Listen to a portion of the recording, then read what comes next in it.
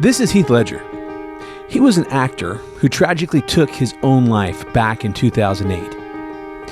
He was in 19 films during his lifetime, though he is most remembered for his iconic portrayal of the Joker in the movie The Dark Knight.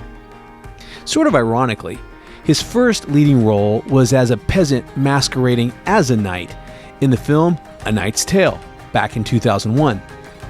One of the themes of that particular movie is how Ledger's character is trapped by his rank in society, and desperately how he wants to escape it.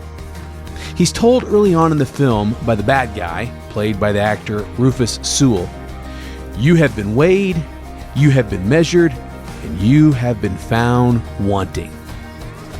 This idea about having one's life labeled and ranked by a world that really knows nothing about who we really are and not fitting that imposed identity, it not only made the film about medieval knights resonate in the early 21st century, it hit upon a huge spiritual truth.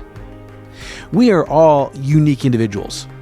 One of the most wonderful things about following Jesus is the purpose for life that it provides.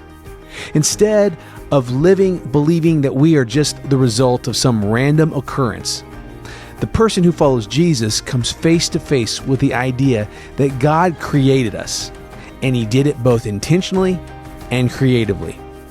And His purpose and design signifies an immense worth. How many times have you been in a social situation where strangers were being introduced to each other, and right after the immediate introduction, somebody asked, "So, tell me something about yourself?"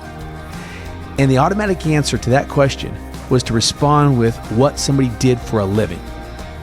As far as Christ and the identity that He created for us, we are far more than the occupation that we do or the school that we attended.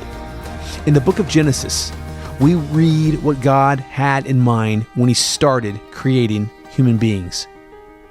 God spoke, "Let us make human beings in our image, make them reflecting our nature."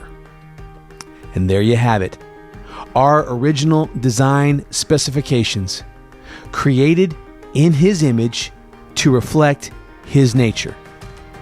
There are so many times in the course of living where we are confronted with the question of who we really are. There are plenty of voices out there willing to offer up their opinion about who they think we are, about how they don't think we're very much. But the only voice that belongs to the one who actually knows, because He was the one who wove us together in the first place, is God's. And He says that we are significant. He says that we are unique. We are lovingly designed and formed. Our lives have meaning. And in Jesus, we can find our identity. Today, let's tune out the noise and let's focus in on what God says about our identities.